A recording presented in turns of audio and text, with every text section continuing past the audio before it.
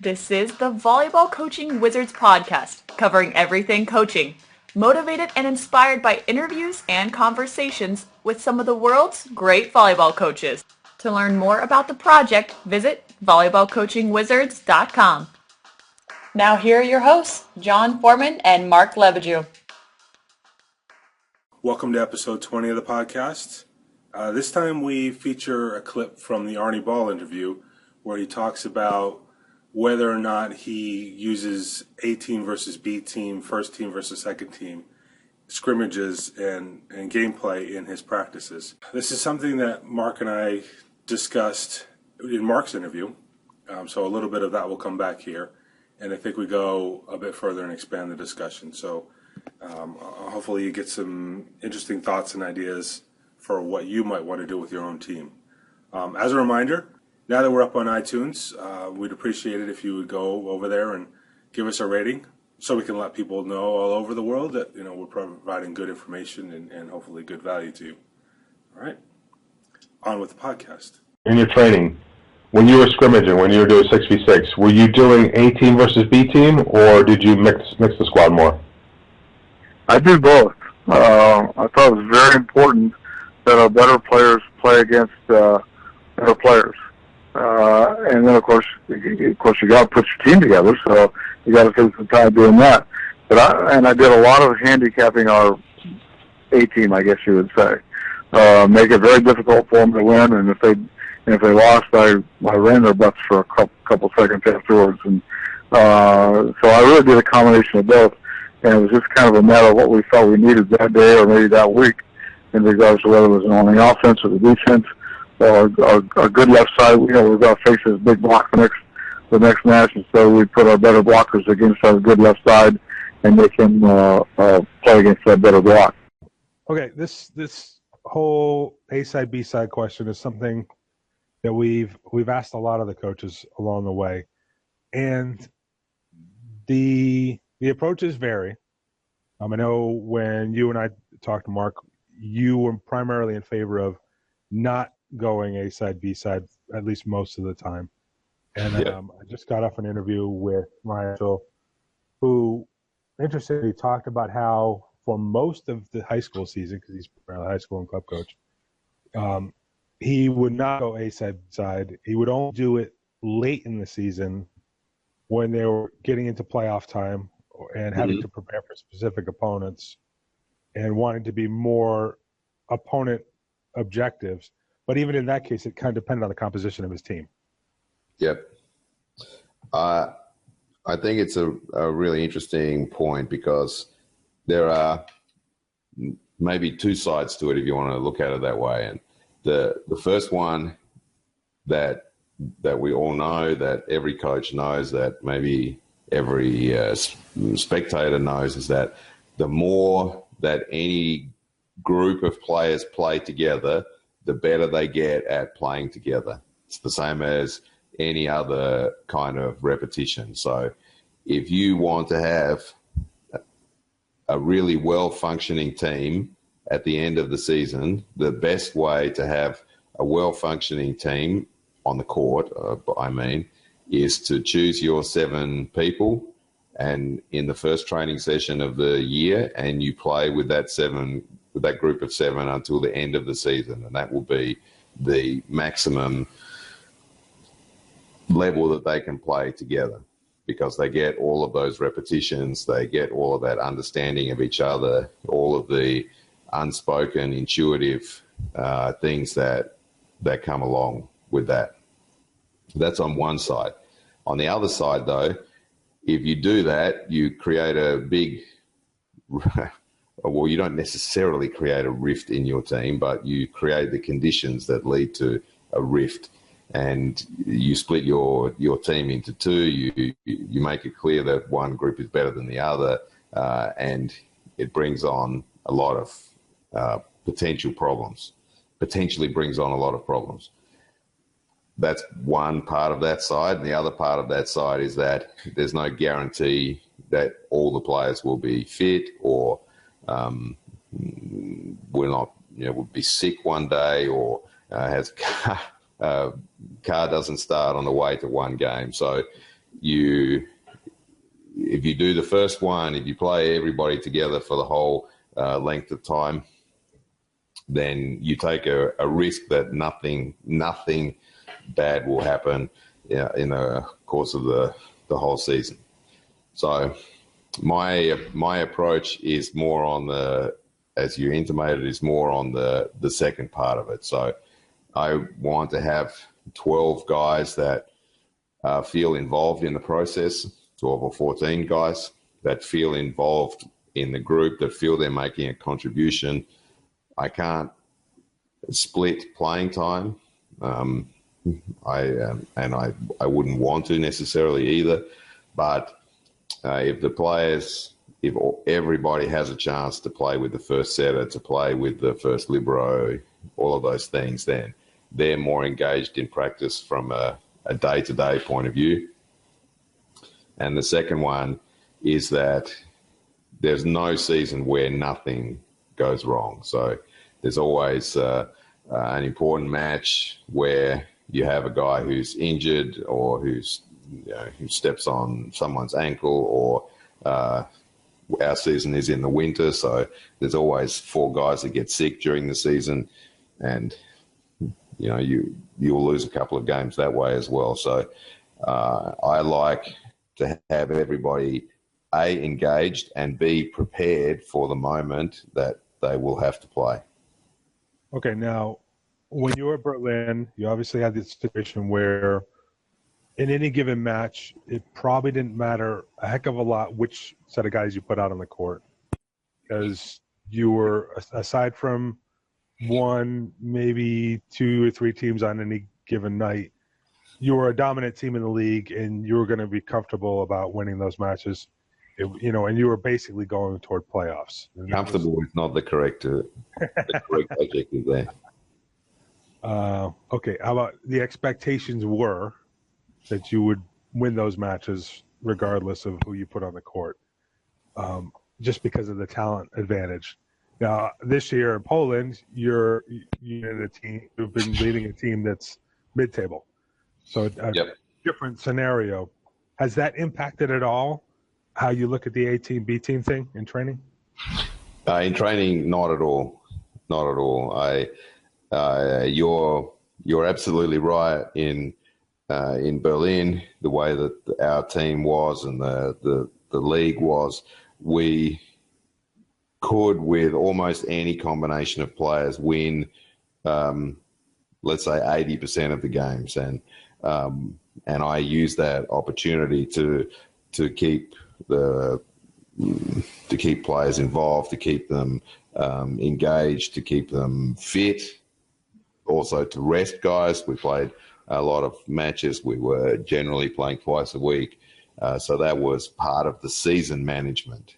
The reason I stopped you saying comfortable is because it's one of the things I noticed this season was that I wasn't, in some way, I was much less stressed this season during games, because and I worked out in the end that the last seasons, when I was changing the team and rotating players a lot, I was essentially not going 100% to win every game while still winning the game. And so this was a stressful situation for me, because I still had to win the game, but I had to be also true to my greater strategic plan. So if there's one thing I hate, there's actually lots of them, so I don't know why I would ever say it. There's one thing, but is when a coach decides to give certain players a rest or try some combination, and then gives up halfway through the first set and changes everything back, and in the end he has achieved nothing except basically annoy every single person in the group. So, and more than likely he lost the game as well. It happened to us in a Champions League game once, where the team wanted to rest their star player who had a huge workload in a game that wasn't important. The positions were already set, and so they played somebody else in that position. They played really badly. They ended up putting their starter in, So he didn't get his rest. The guy who had a chance to play didn't get to play. They still lost the game. So in the end, nobody was happy. And instead of just accepting responsibility for the decision, tried to have it both ways. Right. Anyway, but in Poland, because I was just going to say, I mean, I can appreciate the stress level of having to play against teams where the expectation is that you're going to win. Yeah. Because I know when I was coaching at Exeter, those were the stressful matches. Like, you're supposed to win this match, and so your expectation and everybody's expectation is that you do that. Whereas when you're playing against a team that's much more to your level, you realize, okay, this could go either way. It's not that part necessarily, but the part that I wasn't playing with my starters. Mm-hmm. So if I'm playing with my starters or I start with my best group is a better description, then we're more likely to win, but in a sense, it's not my responsibility anymore. If I don't play with my best six and lose, then it's directly the responsibility of the coach. So, at least in the eyes of others, right. And even you can talk as much as you want about preparing for playoffs, et cetera, but nobody likes to lose any match, especially if they have the opportunity not to lose that match. Mm-hmm. So there is that, but if we bring it back to the original point about training, I think that I'm definitely in favour of mixing the group and including everybody or nearly everybody in every combination. That changes during the course of a week, as I'm sure I've talked about before, that the last training or two trainings before the match, then the group that will play together on in the match will practice more together. But in the first part of the week, then will definitely be some kind of mixture. Yep. For me, there's also the developmental side of things we haven't touched on yet.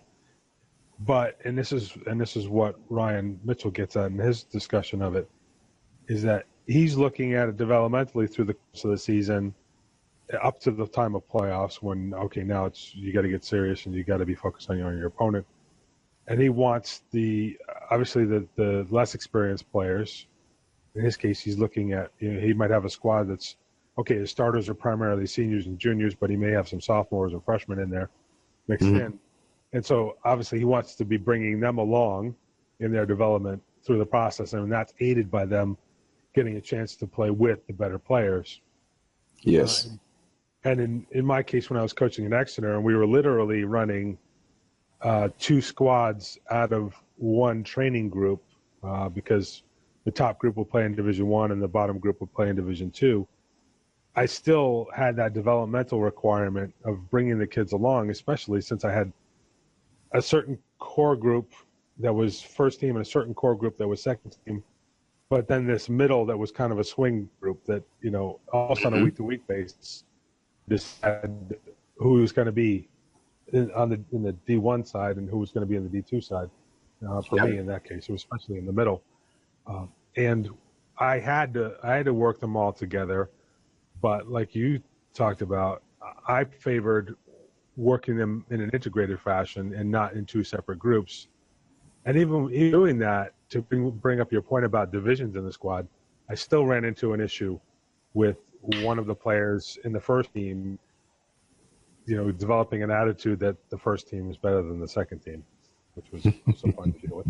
So even when you try to do it, quote unquote, right, it still doesn't always work out the way you'd hope it would. There are always those kinds of issues. So, you have the issue of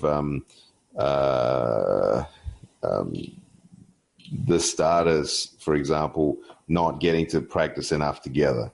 So they're unhappy about that situation. So they feel that they're not prepared enough for the games, and that's one that I've definitely had to deal with relatively often. And it's like everything. This is probably something I talk about in every single podcast, that there are lots of different ways to do it, and you just have to sell it as best as you can to the players, that they support the decision and understand that there are reasons that are not always the very first thing that comes into their mind, that a coach is working always at one or two, or not one, at 2 or 3 or 4 different levels all at the same time, about development, about rest, about injury management, about preparing for playoffs, about preparing individuals for something, that the coach is working on all of those different things. And the communication between the coach and the players about what's going on and why is important in that regard. Yep. All right, let's talk about kind of, I guess, the technical element of working these two different styles. Yeah. And I already brought him up, and he said, on the one hand, if you're doing split squad or integrated squad and not A/B, you still want to put your best players against your best players to challenge each other. So I'd say, go ahead. I'd correct that. I'd say not that you still want to do it, that rather that is the object of it. Right. One of the objects of splitting the group, or mixing the group rather, is that you can have your best middles playing against each other, or you can have your best outside playing against the biggest block, or that you can manage those situations to challenge the individuals more. I think that's the central reason for doing it.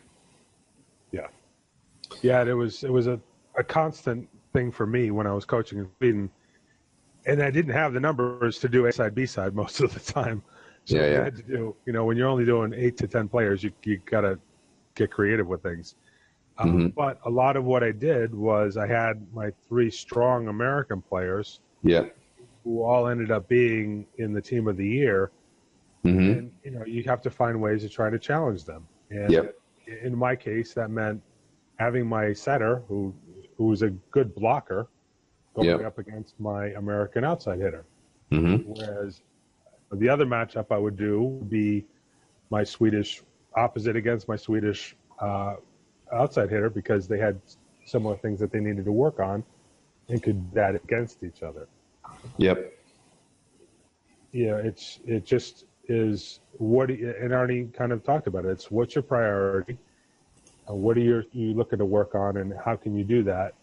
He talked about, okay, you're going up against a team that's got a big block on the outside, and okay, so I put my 2 biggest blockers against my pin hitter. This driller of this game. I mean, I think that's one of the things that you have to consider.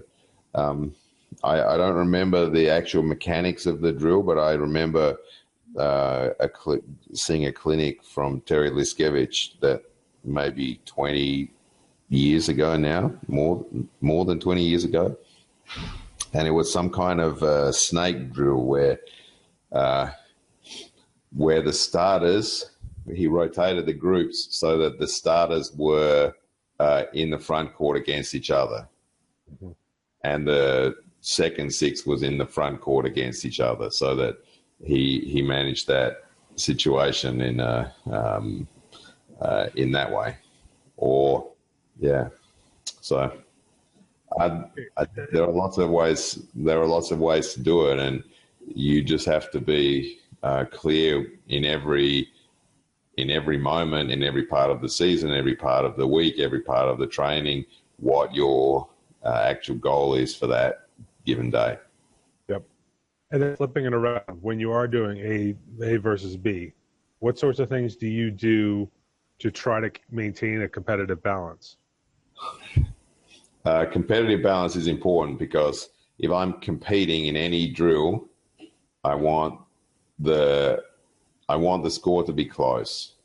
Ideally, I want to organize the team so that the sets go to advantage. And that doesn't matter if I'm playing some kind of bugger game for warm-up or a 6 against 6. I want every set to go to advantage. So wait. Just define that term for those who may not know what you're talking about. You have to go past the limit of the set. So you have to go to 26-24 and to win the set instead of 25-20. Right. That's the goal. As it happens, when I actually do work with the first 6, it's less often competitive. So the way I've tended to work in the last 2 or 3 seasons is that the last practice before a game and maybe the last 2 practices before the game are not actually competitive. So it'll be,